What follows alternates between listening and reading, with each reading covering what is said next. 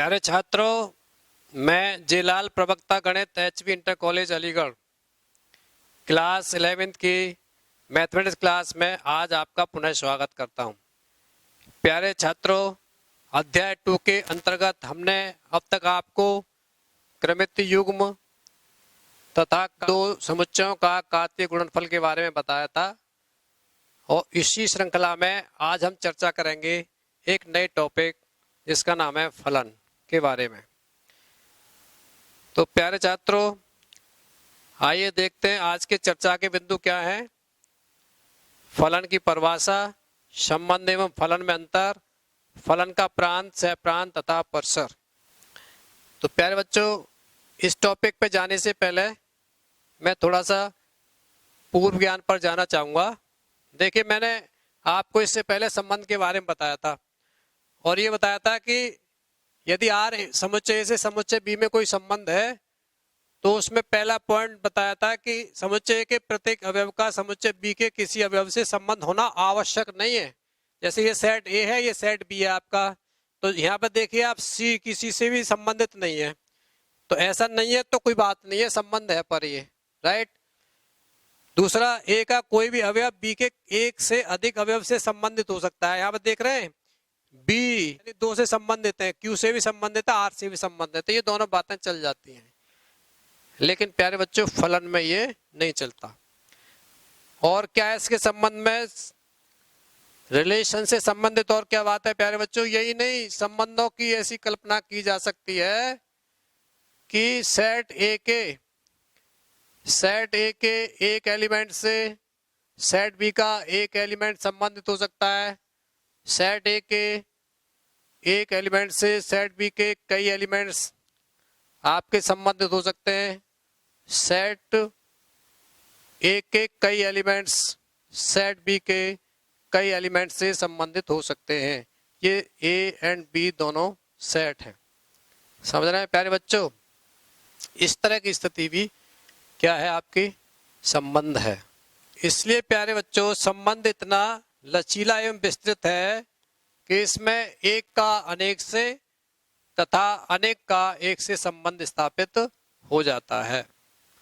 लेकिन प्यारे बच्चों, फलन में कुछ प्रतिबंध है, अर्थात फलन संबंध का एक विशेष प्रकार है।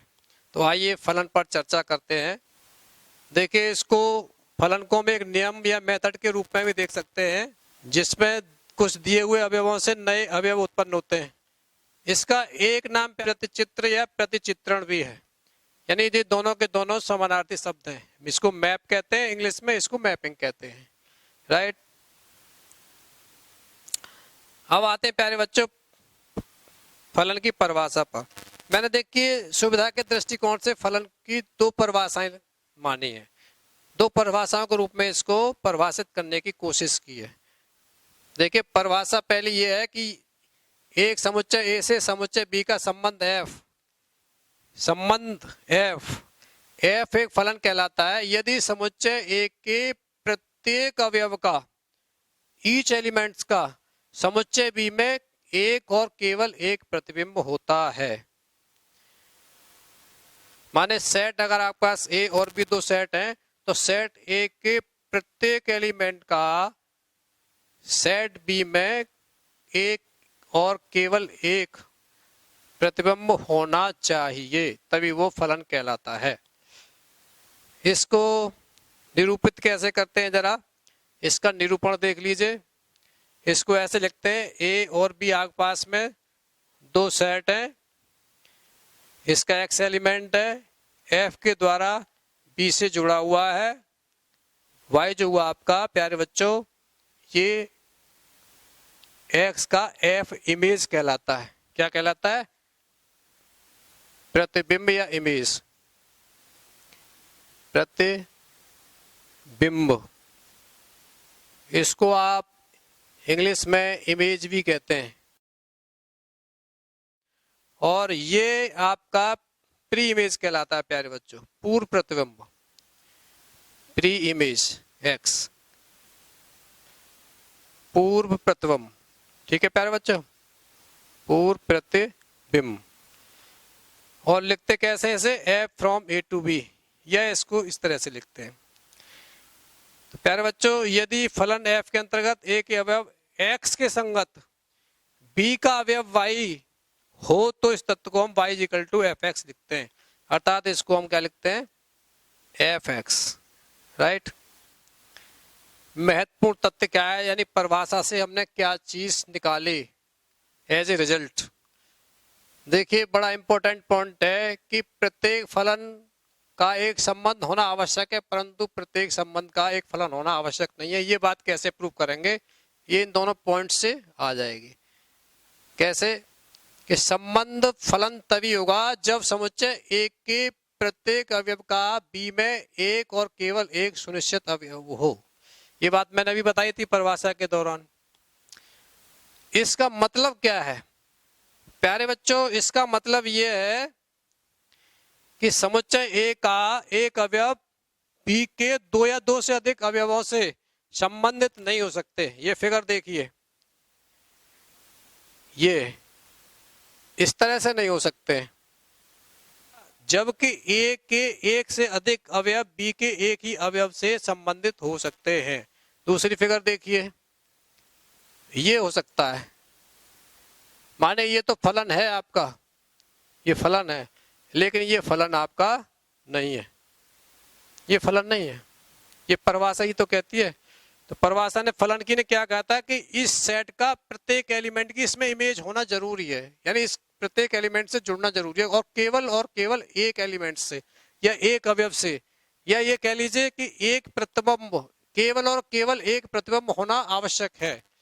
लेकिन उसी परिभाषा से हमने ये निष्कर्ष निकाला कि या एक एलिमेंट की दो इमेज नहीं हो सकती है सेट बी में, उसी, और हाँ ये हो सकता है कि दो एलिमेंट्स की एक इमेज हो सकती है सेट बी में। तो बात समझ में आ गई होगी आपकी परिभाषा से। इसको थोड़ा और क्लियर कर देता हूं मैं।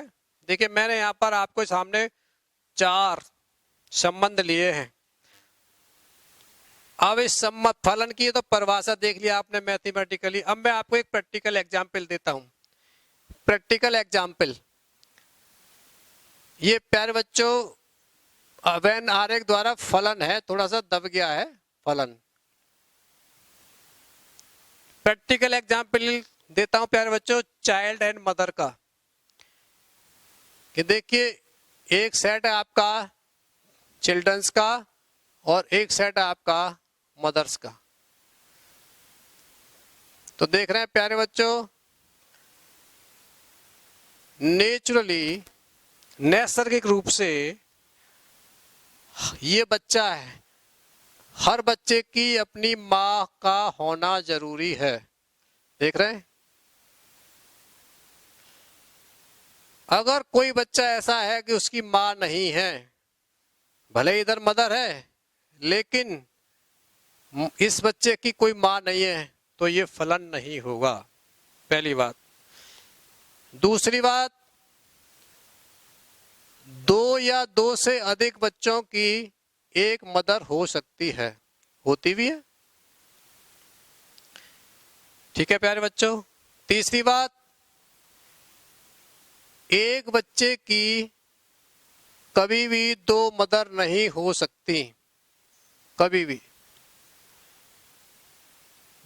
क्योंकि जन्म तो एक ही माँ से होता है ना प्यारे बच्चों। इसको अन्यथा मत लेना एग्जाम्पल को, मैंने समझाने के दृष्टिकोण से एग्जाम्पल दिया है। तो इसी संदर्भ में जरा आप ये इसमें बताइए, अभी मैथमेटिकली छोड़ दीजिए, तो इसमें देख रहे हैं प्रत्येक बच्चे की अपनी माँ है, तो ये रिलेशन हो गया। अब मैथमेटिक्स की भाषा में बात करते हैं, ए के प्रत्येक एलिमेंट की इमेज बी में मौजूद है, इसलिए फलन है। ये आपका क्या है प्यारे बच्चों, ये फलन हो गया। इस वाले केस में देखिए, अब मैं मदर चाइल्ड वाले एग्जाम्पल समझाता हूं। पहले यहां पर पहले और दूसरे बच्चे की एक ही मदर है बीटा, दो बच्चों की एक मदर हो सकती है, और तीसरे बच्चे की मदर एक है गामा, तो फलन हो गया। अब मैथमेटिकली देखिए, जो मैंने आपको बताया था इससे पहले कि दो या दो से अधिक एलिमेंट की एक इमेज हो सकती है, तो यहां पर है, और इसकी सिंगल इमेज है, इसलिए प्यारे बच्चों ये भी आपका फलन है, ये भी आपका फलन है। लेकिन इसमें आप देख रहे हैं, इसमें जो तीसरा वाला एलिमेंट है इसकी इसमें कोई इमेज नहीं है, या ऐसे कह लीजिए तीसरे वाले बच्चे की कोई मदर नहीं है इसमें, तो लिहाजा ये आपका फलन नहीं होगा, नॉट ए फंक्शन।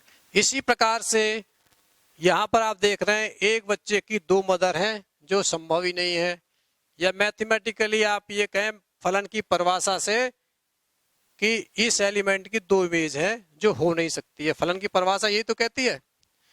तो इस प्रकार से बच्चों आपने देखा कि ये भी आपका फलन नहीं है। तो मैं समझता हूं फलन की परिभाषा से कौन कौन से रिलेशन फलन होते हैं ये आपकी समझ में आ गया होगा। प्यारे बच्चों अब बात करते हैं प्रतिबिंब एवं पूर्व प्रतिबिंब की। वहां तो मैंने हल्के से बताया था कि यहाँ पे f from a to b कोई फलन है और f के द्वारा समुच्चय a का कोई अवयव समुच्चय b के किसी अवयव y से संबंधित है। तो y जैसे मैंने आपको बताया था y को x का प्रतिबिंब कहते हैं, ये प्रतिबिंब है इमेज, और x को क्या कहते हैं प्री इमेज। पूर्व में भी बता चुका हूं मैं आपको। तो स्पष्ट है समुच्चय A के सभी अवयवों के f प्रतिबिंब समुच्चय B में होते हैं, यानी ये जो इमेज होती हैं या प्रतिबिंब होते हैं ये क्या होते हैं A के सभी अवयवों के f प्रतिबिंब। ठीक है प्यारे बच्चों। अब बात करते हैं प्यारे बच्चों क्रमित युग्मों द्वारा फलन की व्याख्या। देखिए यहाँ पे व्याख्या प्यारे बच्चों थोड़ा सा सही कर लीजिए, व्याख्या ये है याद रह गया है। तो देखिए इसकी परिभाषा पर ही आता हूं मैं सीधा प्यारे बच्चों। कह रहे हैं फलन f एक अरिक्त समुच्चय A से दूसरे अरिक्त समुच्चय B में इस प्रकार होगा कि संबंध का प्रांत A हो तथा किन्हीं भी दो क्रमित युग्म का प्रथम अवयव समान न हो। अब मैं इसको डिफाइन करता हूं। अभी यदि f A से B का एक फलन है तो A B belongs to F, और तो f is equal to b कहते हैं, जहां b को f के अंतर्गत a का प्रतिबिंब कहते हैं तथा a को b का पूर्व प्रतिबिंब कहते हैं। पूर्व है ये वर्ड, पूर्ण नहीं है, पूर्व प्रतिबिंब कहते हैं। समुच्चय A का प्रत्येक अवयव किसी क्रमित युग्म का पहला अवयव अवश्य हो। देखिए क्या आएगा, समुच्चय A का पहला एलिमेंट क्रमित युग्म का पहला अवयव होगा।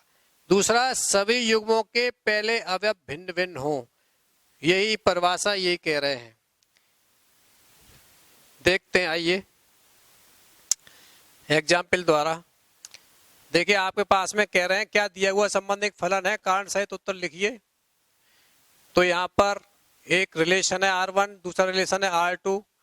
तो देख रहे हैं आप ये आपका एक क्रमित युग्म है 2 3 1/2 0 2 7। तो आपको स्पष्ट रूप से दिखाई दे रहा है कि 2 की इमेज यहाँ पर कितनी है 7, और यहाँ पर 2 की इमेज कितनी है 3। क्या के एक एलिमेंट की इमेज 2 हो सकती है? क्या सेट ए के एक अवयव के दो प्रतिबिंब हो सकते हैं? ये तो परिभाषा फलन की नहीं कहती है, इसलिए ये परिभाषा का उल्लंघन हुआ और इस स्थिति में ये फलन नहीं होगा। तो क्या लिखेंगे आप कारण? इसका कारण लिखेंगे चूंकि 2 की दो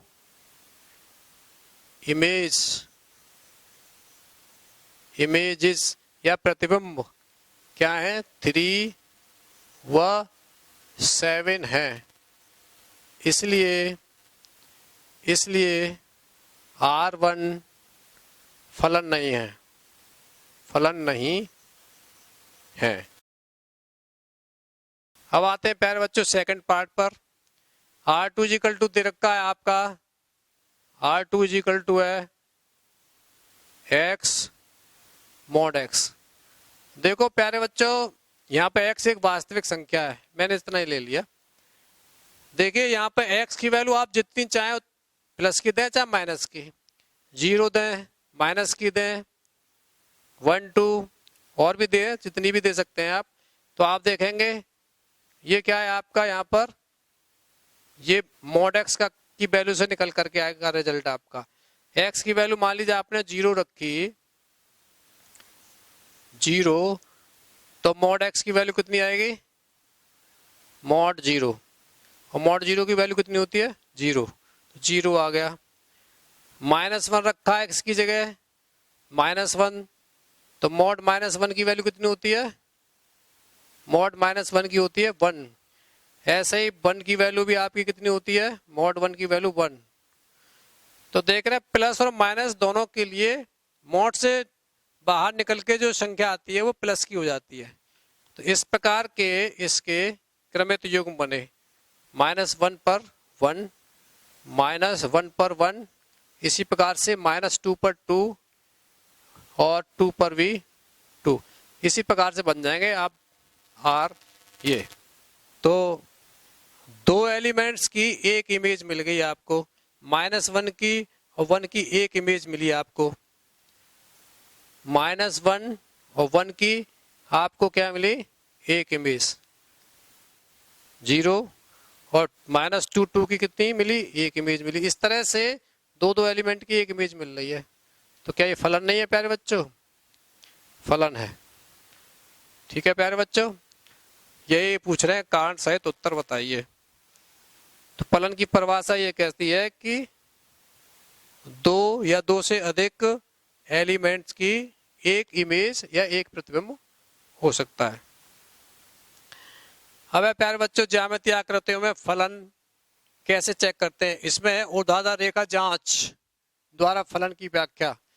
इसमें क्या करते हैं प्यारे बच्चों कि कोई भी ज्यामितीय आकृति दे रखी है, उस पर एक ऊर्ध्वाधर रेखा खींचिए, वर्टिकल लाइन। यदि वो वर्टिकल लाइन उस वक्र को केवल और केवल एक बिंदु पर काटती है तो वह वक्र फलन का ग्राफ होगा या फलन का वक्र होगा, अदरवाइज नहीं होगा। देखिए एक एग्जाम्पल द्वारा, ये है आपके सामने देख रहे हैं परवलय का वक्र है, हमने एक ऊर्ध्वाधर रेखा खींची, तो ये ऊर्ध्वाधर रेखा इस वक्र को, चाहे आप इधर खींच लें चाहे इधर खींच लें, इससे कोई फर्क नहीं पड़ता है, ये ऊर्ध्वाधर रेखा इस वक्र को किस पर काटती है, एग्जैक्टली 1 पॉइंट पर काटती है, इसलिए ये फलन का एक ग्राफ है। लेकिन दूसरे केस में देखिए, अब ये परवलय एक्स एक्स की धनात्मक दिशा में बना हुआ है, इस पर एक हमने वर्टिकल लाइन ड्रॉ की, अब ये इसको दो बिंदुओं पर काट रही है, इसलिए इस जांच नियम से ये फलन का ग्राफ नहीं है। तो प्यारे बच्चों ज्यामितीय आकृतियों में फलन की पहचान कैसे की जाती है वो भी आपने देख ली। बड़ा इंपॉर्टेंट टॉपिक है फलन का प्रांत, सहप्रांत तथा परसर। देखिए प्यारे बच्चों जरा फिगर पर निगाह डालिए आप। सबसे पहले ये तो आपका डोमेन है, सीधा सीधा ए के जो सेट होते हैं, बी अपने आप में कंप्लीट। देखिए बी का एक एलिमेंट ये भी है, ये संपूर्ण सेट बी, ये आपका सहप्रांत कहलाता है, कोडोमेन कहलाता है। और आप देख रहे हैं सेट ए के जितने भी एलिमेंट्स हैं उन सब के प्रतिबिंब सेट बी में मौजूद हैं। तो ये जो प्रतिबिंबों का जो सेट है यही आपका रेंज कहलाता है। और परिभाषा भी यही कहती है कि प्रांत के समुच्चय एक को फलन एफ का प्रांत या प्रभाव क्षेत्र कहते हैं। राइट, कोई डाउट नहीं होना चाहिए। सह प्रांत में क्या है, समुच्चय बी को फलन एफ का सह प्रांत कहते हैं पूरा।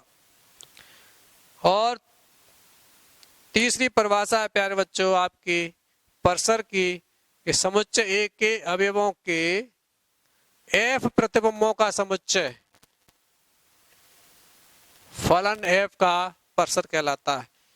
तो जैसे मैंने फिगर से आपको दिखाया था, इसे एफ से प्रदर्शित करते हैं और एफ इज इक्वल टू आपका ये होता है, एक सेट होता है, एफ एक्स किसको बिलोंग करता है, बी, और एक्स किसको बिलोंग करता है, ए को। स्पष्ट है कि एफ ए आपका बी के इक्वल अथवा एफ ए आपका बी से क्या होगा, छोटा होगा, यानी सबसेट होगा। या इसको ऐसा कह सकते हैं कि कोई परसर आपका सह प्रांत का सबसेट होता है। ठीक है प्यारे बच्चों।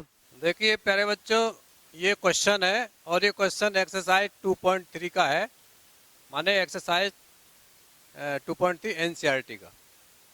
क्वेश्चन में पूछ रहे हैं कि निम्नलिखित संबंधों में कौन से फलन है, कारण का उल्लेख कीजिए। यदि संबंध एक फलन है तो उसका परसर निर्धारित कीजिए, माने हमें परसर भी बताना है। तो देखिए प्यारे बच्चों, पहला पार्ट है इसका। अब मैं ज़रा पहले इसको वेन डायग्राम से समझाता हूँ। देखिए इसमें सेट, मान लीजिए ये ए और ये सेट आपका बी है। पहले वाले में एलिमेंट्स हैं आपके सेट ए के 2, 5, 8, 11, 2, 5, 8, 11, 14, 17, 14, 17। अब आप देख रहे हैं इन सब की इमेज एक ही है, केवल और केवल एक, और वो है 1,